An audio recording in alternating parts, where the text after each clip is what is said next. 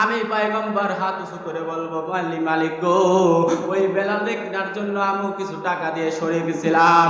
কারণ রে আবু বকর, তুমি জানো না, আমি যখন মেরাজের রাত্রে যখন ওই জান্নাতের ভিতরে ঢুকলাম, ওই জান্নাতের ভিতরে বেলালের পায়ের আওয়াজ পাই, সুবহানাল্লাহ। ও আমার যুবক ভাইরা, বেলাল কে ছিলেন? সে বেলাল হযরতে বেলাল রাদিয়াল্লাহু তাআলা আনহু যখন মদিনায় মসজিদের নববীর মুয়াজ্জিন ছিলেন, হঠাৎ আমার নবী দুনিয়া থেকে বিদায় নিয়ে চলে গেলেন। হযরতে বেলাল রাদিয়াল্লাহু তাআলা আনহু সঙ্গে সঙ্গে বিছানাপত্র হাতে নিয়ে মদিনা থেকে চলে যাবেন, আর থাকবেন না। যখন মসজিদের নববীর দরজাটা পার হবেন, হযরতে আবু বকরের সামনে হাজির হয়ে গেছে, হযরতে উমর হাজির হয়ে গেছে, হযরতে উসমান হাজির হয়ে গেছে। হযরতে বেলাল ডাক দিয়ে বলে, আবু বকর, আমারে বিদায় দাও, বিদায় দাও, এই মদিনার ভিতরে আমি আর থাকবো না। হযরতে আবু বকর ডাক দিয়ে বলে, রে বেলাল, কই যাবি? বলে, আবু বকর, আমার নবী দুনিয়ার ভিতরে নাই। যেই নবী মদিনায় নাই, আমি বেলাল মদিনায় থাকতে চাই না, আমি মদিনা থেকে অনেক দূরে চলে যাব। হযরতে উমর ডাক দিয়ে বলে, রে বেলাল, কই যাবি, কই যাবি? আল্লাহ আমার অনেক সম্পদ দিয়েছে, আমি উমর যদি একবেলা খাই, তুমিও একবেলা খাবা, খাওয়ার চিন্তা তোমার নাই। হযরতে উসমান ডাক দিয়ে বলে, রে বেলাল, কই যাবি, কই যাবি? আল্লাহ পাক আমার অনেক অর্থ সম্পদ দিয়েছে, আমার আল্লাহ মনও দিয়েছে। রে বেলাল, ও বেলাল, তোমার যত অর্থ সম্পদ লাগে আমি উসমানের কাছ থেকে চেয়ে চেয়ে খরচ করবা। হযরতে আবু বকর ডাক দিয়ে বলে, রে বেলাল, কিসের জন্য যাবি আমি জানি, কারণ যখন নবী দুনিয়ার ভিতরে ছিল, যখন নবী মদিনায় থাকতো, নবীর কাছ থেকে অর্থ সম্পদ গুলো চেয়ে চেয়ে তুই খরচ করতি, তাই বুঝি নবী নাই বলে তুই চলে যাবি।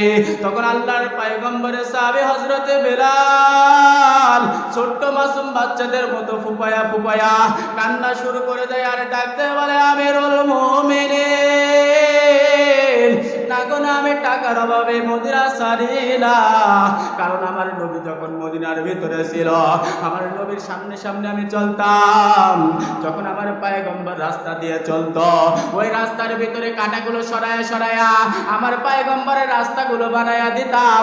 আমার পয়গম্বর যখন ওই পাহাড়ি রাস্তায় চলতো, আমি বেলাল সামনে সামনে চলতাম, পাথরগুলো সরায়া সরায়া আমি বেলাল আমার নবীর জন্য রাস্তা বানায়া দিতাম। কিন্তু আজকে আমার নবী মদিনায় নাই, আমি বেলাল থাকতে চাই না।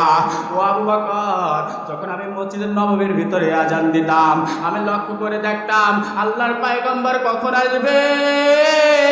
আল্লাহর পয়গম্বর যখন জুতাগুলো খুলে মসজিদের ভিতরে ঢুকতো, আমি বেলাল আমার নবীর জুতাগুলো বুকের ভিতরে নিয়ে আমার মনকে সান্ত্বনা দিতাম। কিন্তু আজকে আমার নবী নাই, আমি বেলাল মদিনায় থাকতে চাই না। কেউ হযরতে বেলালকে থামাইতে পারে নাই।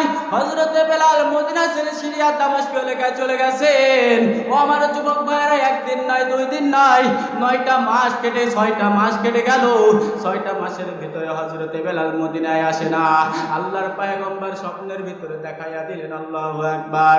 আল্লাহর নবী ডাক দিয়ে বলে, রে বেলাল, আমার রওজার সামনে আমার সমস্ত সাহাবীরা দাঁড়ায়, আমার রওজার সামনে হযরতে আবু বকর দাঁড়ায়, ওমর দাঁড়ায়, আমার রওজার সামনে উসমান দাঁড়ায়, আলী দাঁড়ায়।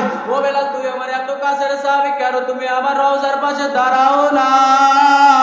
হযরতে বেলাল নবীকে স্বপ্নে দেখার সঙ্গে সঙ্গে মদিনার দিকে দৌড় দিয়েছে। মদিনার অলিগলি দিয়া যখন আল্লাহর নবীর সাহাবী হযরতে বেলাল মসজিদের নববীর দিকে যায়, হযরতে বেলালকে দেখিয়া দেখিয়া ছোট্ট ছোট্ট মাসুম বাচ্চারা দৌড়ায় বাড়িতে চলে যায়, ডাক দিয়ে বলে, মাগো, এই মাত্র দেখলাম হযরতে বেলাল মসজিদের নববীর দিকে যায়, মনে হয় আমার নবী কিছুদিনের মধ্যে চলে আসবে। কারণ পয়গম্বর যখন দুনিয়া থেকে বিদায় নিয়ে চলে গেল, মদিনা থেকে যখন চলে গেল, তার একদিন পরে হযরতে বেলাল মদিনা ছেড়ে চলে গেছে। এখন দেখলাম হযরতে বেলাল মসজিদের নববীর দিকে গেল, আর বুঝতে বাকি নাই, আমার মনে হয় অতি শীঘ্রই আমার নবী আসবে। ও মা, আমারে সুন্দর করে গোসল করাইয়া দাও, আমার সুন্দর সুন্দর কাপড় পরাইয়া দাও। কতদিন হয়ে গেল আমার নবীর পেছনের নামাজ পড়ি না। ও আমার যুবক ভাইরা, আমার কলিজার বাবারা, হযরতে বেলাল দৌড়ায় নবীর সামনে চলে গেল, কবরের রওজার সামনে চলে গেল, আর হাতটা তুলে ডাক দিয়ে বলে, আল্লাহ, কতদিন হয়ে গেল আমার নবীকে আমি দেখি নাই। এভাবে হযরতে বেলাল চিৎকার করে কান্না শুরু করে দিছে। দিছে। সমস্ত সাহাবায়ে কেরামরা চলে আসছে। আসার পর হযরতে বেলালকে ডাকতে বলে, রে বেলাল, কান্না থামায়া দাও, কান্না থামায়া দাও। কতদিন হয়ে গেল তোমার রুহানি কণ্ঠে আজান আমরা শুনি না, একটু আজান দিবা কি?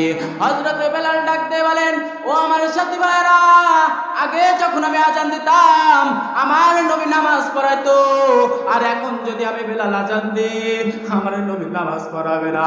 যে আজানে আমার নবী নামাজ পড়ায় না সেই আজান আমি বেলাল দিতে পারবো না। সাহাবায়ে কেরামরা দেখেন এইভাবে হযরতে বেলাল শুনবে না। কই আছে হোসেন, কই আছে হাসান, কই আছে তারা? তাদেরকে ডেকে আনো। যদি তারা এই মুহূর্তে হযরতে বেলাল রে বলে, হযরতে বেলাল এক পায়ে খাড়া হয়ে যাবে আজান দেওয়ার জন্য। সকলে হযরতে হাসান হুসাইনকে খোঁজে। ওই সে নবীর নাতি হোসেন, দুইটা ভাই চলে আসলো। আসার পরে হযরতে বেলালের জামা দড়িয়া টান দেয় আর ডাকতে বলে, ও নানার মুয়াজ্জিন, একটু কি আজান দিবা, একটু কি আজান দিবা? 6টা মাস হয়ে গেল, কতদিন তোমার রুহানি কণ্ঠে আজান আমরা শুনি নাই, একটু কি আজান দিবা? ডাকার সঙ্গে সঙ্গে হযরতে বেলাল তাকায়া দেখেন মাসুম বাচ্চারা আমার দিকে তাকায়া আছে। আমি বেলাল তখন দেখলাম ওই ছোট্ট ছোট্ট মাসুম বাচ্চাদের চেহারার ভিতরে আমার নবীর চেহারা খুঁজে পাওয়া যায়। সুবহানাল্লাহ। হযরতে বেলাল আজান দেওয়ার জন্য মসজিদের নববীর ভিতরে চলে গেল। হযরতে বেলাল যখন আজান দিল, আজানের কলিগুলো আস্তে আস্তে সামনের দিকে আগায়।